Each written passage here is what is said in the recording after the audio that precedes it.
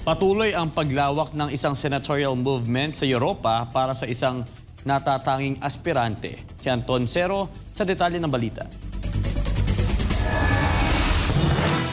Sa wakas ay nakarating na rin sa Italia ang Pastor Apollo C. Quiboloy for Senator Movement, lugar na simbolo ng pananampalataya, kasaysayan at kultura sa maraming Pilipino. Muling nagsama-sama ang ating mga kabayan sa Italy hindi lang para magkamustahan, kundi para na rin pag-uusapan ang mga ganap sa Pilipinas, lalo na ngayong panahon ng kampanya sa eleksyon. Kung si Renato ang tatanungin, may mga naiispata na siyang kandidato na ikakampanya dito sa Milan ngayong election season. Partikular daw sa kanyang susuportahan si Kingdom of Jesus Christ o KOJC founder Pastor Apollo C. Quiboloy na tumatakbo sa pagkasenador ngayong Mayo.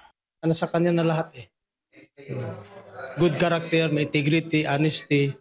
Lahat nandiyan sa kanya eh.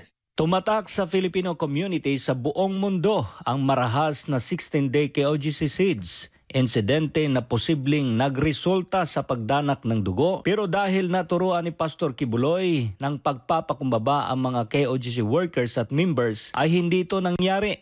Maganda ang plataforma ni Pastor kasi siya ay makadiyos unang-una, makatao, at maganda ang kanyang plataforma, ang kanyang prinsipyo.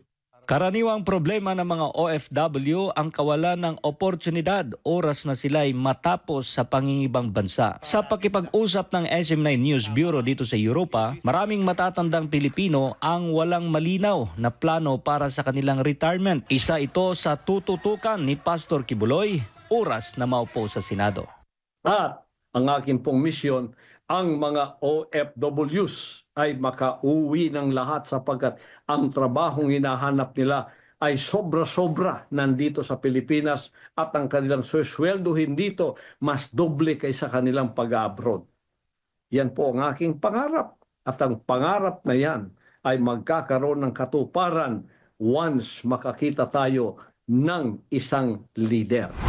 Sa huli, naninindigan ang mga kababayan natin dito sa Italy na vote straight sila sa Duterte senatorial balls at ikakampanya din nila dyan sa kanilang mga pamilya sa Pilipinas ang mga ito. Hindi lang na ikukumpanya kundi ipagdasal pa na ang lahat na mga kandidato sa PDP laban ay straight mananalo. We support Pastor Apollo Quiboloy for Senator 53! Patuloy ang paglakas ng support base ng Pastor Apollo C. Quiboloy for Senator movement dito sa Europe at padami ng padami ang panawagan mula sa OFW communities dito sa European Union para mag-host ng ating mga pagtitipon.